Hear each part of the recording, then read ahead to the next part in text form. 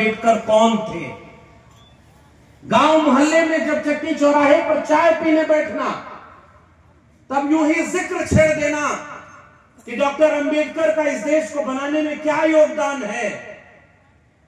मैं ये बात कहना चाहता हूं कि बहुत सारे लोगों को तो सच्चाई पता भी नहीं है कि डॉक्टर अंबेडकर ने उनके लिए, उनके जीवन में कितना बड़ा योगदान दिया, कितना संघर्ष किया। बाबा साहब डॉक्टर भीमराव अंबेडकर, आज से ठीक 2 दिन पहले की तारीख थी, 6 दिसंबर की तारीख, साल 1956, जब इस धरती से रुखसत कर गए। वो दिन और उस दिन को याद करते हुए ये सम्मेलन हो रहा है। मुझे याद है कि जब बिहार पटना में एक बार आया था, लालटून जी बैठे हैं, इनकी प्रेरणा कोचिंग, और जिक्र आया है, तो मैं ये बात भी कहना चाहता हूं, क्योंकि गांव-गांव ये बात हमारे लोगों की जाए। अगर मंटू पटेल मेहनत कर रहे हैं, इनकी पूरी टीम, ये संजीव जी पूरी टीम मेहनत कर रही है, तो जरा गांव-गांव इसका प्रचार करना किसकी जिम्मेदारी है? हमारी, आपकी जिम्मेदारी नहीं है। कोई अगर शिक्षा के लिए, विद्यार्थियों के लिए परीक्षा करा रहा है कि उनका मनोबल बढ़े, कि विद्यार्थी शिक्षा को लेकर जागरूक हो, तो कम से कम आप वो ना उनका मदद नहीं कर सकते, तो कम से कम उनके काम का तो प्रचार करो कि भाई एक लोग ऐसे संस्थानों में काम कर रहे हैं। वैसे ही एक संस्थान प्रेरणा कोचिंग का है, पटना में है। औरवल के लोगों में आपसे पहले ही कहना चाहता हूं, ऐसे लोगों की समाज को जरूरत है। बहुत सारे लोगों के पास पैसा आया, बहुत सारे लोगों के पास ओहदा आया, नौकरी आई, बड़े बड़े पदों पर पहुंचे, लेकिन जब जरूरत पड़ी कि समाज के लिए उन्होंने क्या किया, पता चला कि अपने परिवार के लिए तो बहुत कुछ कर लिया। जगह जमीन खरीद ली, महंगी गाड़ियां खरीद ली, 4 कट्ठा जमीन यहां, 5 कट्ठा वहां खरीद लिया, 4-5 पीढ़ी बैठ के खाएगी। उसका समाज के लिए कोई योगदान में नहीं मानता। लेकिन ये प्रेरणा कोचिंग संस्थान वालों को पहचानिएगा, थोड़ा भी सक्षम जितने लोग थे वो इकट्ठा हुए, एक कोचिंग खोली कि गरीब, कमजोर, दलित, पिछड़ा, किसान, मजदूर का बच्चा अगर आईएएस पीसीएस की तैयारी करता है और उसके पास जेब में पैसा नहीं है, तो हम मुफ्त में उनको कोचिंग देंगे ताकि वो डीएम और एसपी बने और इस देश में समाज को चलाने का काम करे। बताओ ये बड़ा काम है कि नहीं? अरवल के लोगों को जोर से बताओ, क्या ये बड़ा काम है कि नहीं? कथा उथा सुनने नहीं ना आए हैं कि चुपचाप बैठेंगे, बाबा प्रवचन कर रहे हैं और चुपचाप बाद में भूख लग गई का? नहीं ना, तो जरूरी बात समझ रहे हैं ना। ये लालटून यादव जी हैं और इनकी पूरी टीम है, बहुत सारे लोग, मैं नाम नहीं लूंगा, बहुत वजहों से बहुत लोगों का, जो अधिकारी बन गए, जो नौकरी में हैं, उन लोगों ने 1-1 रुपया जोड़ करके, और इस बार 16 बच्चे बिहार पीसीएस में सेलेक्ट हुए हैं। ये काम समाज को जगाने और बदलने का काम है, इसके लिए भी आप लोगों को समझना चाहिए। इसलिए आज का आयोजन जगाने वालों का है। कर्पूरी ठाकुर की जमीन पर खड़ा होकर उनका इतिहास याद करता हूं। जब कर्पूरी जी भाषण देते थे तो आखिरी में एक कविता पढ़ते थे, उठ जाग मुसाफिर भोर भई, अब रैन कहां जो सोवत है, जो सोवत है वो खोवत है, जो जागत है सो पावत है। इसलिए जगाने वालों का कार्यक्रम है और हम आपको जगाने के लिए यहां आए हैं कि अब सोए तो आने वाली पीढ़ियां गुलाम पैदा होंगी, वो कभी जाग नहीं पाएंगी। और क्यों मैं ये बात कह रहा हूं? क्योंकि जिसने जगाया, सैकड़ों हजारों साल का संघर्ष करके, कुर्बानी दे करके, जिन पीढ़ियों को जगाने के लिए जो लोग कुर्बान हो गए, हमारे और आपके सामने उन कुर्बानियों से जो हासिल था वो हमारी आंखों के सामने बर्बाद किया जा रहा है। इसलिए वो बर्बाद करने का काम सबसे बड़ा ये हो रहा है कि जिसने, अभी विधायक जी बोल रहे थे, पूर्व विधायक भी बोल रहे थे, खटिया पर बैठने का अधिकार नहीं था। मेरा घर उत्तर प्रदेश के आजमगढ़ में है और देश भर में जहां भाषा की दिक्कत नहीं है, उन प्रांतों को छोड़ करके हर जगह जा चुका हूं। बिहार और अरवल के लोगों, एक बात समझ लेना, जाति व्यवस्था ऐसी है जो केवल यूपी बिहार में नहीं, दक्षिण भारत तक लेकर के पूरे भारतीय उपमहाद्वीप में बीमारी कोढ़ और कैंसर की तरह फैली थी। खटिया तो थी, लेकिन खटिया पर सब नहीं बैठ सकते थे। खटिया थी, खटिया को बनाने वाला खटिया पर नहीं बैठ सकता था।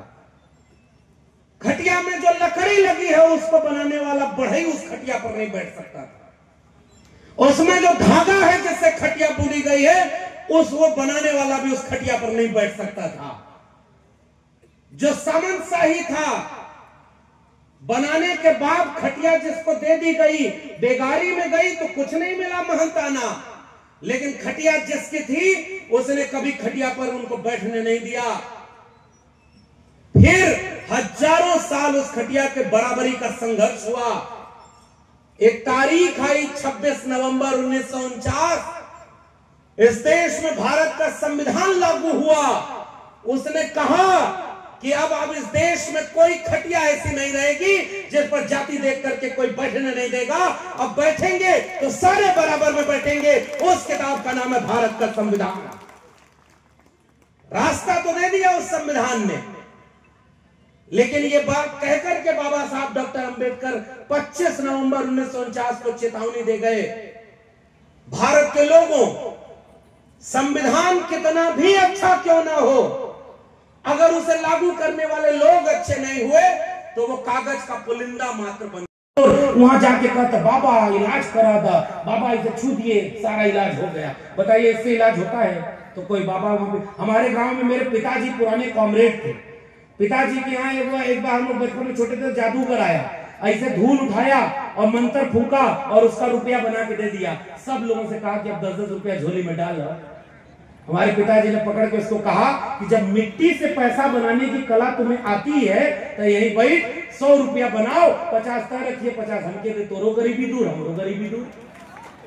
वो जादूगर झोला उठा के भाग गया। दिल्ली की कुर्सी पर भी एक जादूगर बैठा है। 2 करोड़ रोजगार, 15 लाख रुपया, अच्छे दिन, बुलेट ट्रेन, किसानों की आय दुगनी और तमाम तरह का वादा किया था, लेकिन एक भी वादा पूरा करने की बजाय वो वहां पर बैठकर केवल संविधान विरोधी फैसले ले रहा है। मैं उस उत्तर प्रदेश से आता हूं जहां वोट डालने जाने पर पुलिस बंदूक तान दे रही है, मुसलमान हो गाली दे रही है और पुलिस वोट नहीं डालने दे रही है। 1-2 चुनाव और आप बिखर कर हार डालना, 1-2 चुनाव और बिखरे हुए हार जाना, उसके बाद देखना अगली बार वोट डालने का अधिकार भी न छीन ले तो बताना। यह मैं आपको चेतावनी देके जा रहा हूं, इसलिए संविधान खतरे में है। सबसे बड़ा अधिकार वोट डालने का, सबसे बड़ा अधिकार विरोध करने का, सबसे बड़ा अधिकार बोलने का, आंख में आंख मिला करके अपना हक लड़कर छीनने का, ये सारा बाबा साहब के संविधान ने दिया और वो सारा अधिकार छीना जा रहा है। इसलिए मैं जाते जाते कह रहा हूं, न्यूनतम सहमति पर अधिकतम एकता बनाना। कार्यक्रम खत्म हो जाएगा तो गांव लौट के भूल मत जाना, कमेटी बनाओ, व्हाट्सएप ग्रुप बनाओ, गांव गांव यात्रा निकालो। एक आदमी गांव से निकल के गेरू से अपने दीवार पर लिख दे, जो संविधान की बात करेगा वही पटना से लेकर दिल्ली तक राज करेगा, और जो संविधान विरोधी होगा उनको हम एक वोट नहीं देंगे। गांव की दीवारों पर लिख देना, क्रांति का आगाज करना, वरना 25 साल बाद आने वाली पीढ़ियां तुमसे पूछेंगी, अरवल के लोगों, जब संविधान खतरे में था तुम क्या कर रहे थे? वोट का अधिकार लूटा जा रहा था, तुम क्या कर रहे थे? ईवीएम मशीन लगा दी, उसके बारे में आप क्या कर रहे थे? शिक्षा बर्बाद कर दी, महंगी कर दी, तब तुम क्या कर रहे थे? किसानों का किसानी बर्बाद कर दी, सरकारी नौकरी खत्म कर दी, प्राइवेट में पूंजीपतियों का गुलाम देश को बना दिया, तब तुम क्या कर रहे थे? मैं सीना तान के कहूंगा, अपनी नौकरी कुर्बान करके पूरे देश में अम्बेडकरवादी समाजवादी लोगों को जागरूक कर रहा था कि जागो और एकजुट हो जाओ। और इसकी बात के लिए मैं आपके बीच में आया हूं, मगर याद रखना कि हम और आप क्या जवाब देंगे। चिड़िया जंगल में आग लग गई, एक चिड़िया अपने चोंच के एक बूंद पानी से आग बुझा रही थी, बाकी चिड़िया हंस रही थी। जैसे ही कार्यक्रम खत्म हो जाएगा तो कुछ लोग कहेंगे मंटू पटेल मंच बड़ा बढ़िया बनाए, लेकिन कोई मतलब नहीं निकला। आलोचना करने वाले आलोचना कर देंगे, तारीफ करने वालों चौराहे पर खड़े होकर कहना कि जो काम ऐसा मुखिया यहाँ किया, अगर पूरे बिहार का मुखिया अगले 1 साल में गांव-गांव संविधान सम्मेलन कर दे तो बताओ 2025 से बिहार ही नहीं पूरे देश में क्रांति का आगाज हो जाएगा कि नहीं हो जाएगा? तो वो चिड़िया चोंच के एक बूंद पानी से आग बुझा रही थी, बाकी चिड़िया हंस रही थी। उस चिड़िया से कहा कि तुम्हारे चोंच के एक बूंद पानी से जंगल की आग बुझेगी? उस चिड़िया का जवाब मेरा आखिरी वाक्य है। उस चिड़िया ने कहा कि मुझे पता है कि मेरे चोंच के एक बूंद पानी से जंगल की आग नहीं बुझेगी, मगर जब इस आग का इतिहास लिखा जाएगा तो मेरा नाम आग लगाने वालों में नहीं, आग बुझाने वालों में शामिल होगा। बहुत बहुत धन्यवाद। जय भीम, जय मंडल, संविधान जिंदाबाद, उल गुलाम जिंदाबाद, इंकलाब जिंदाबाद।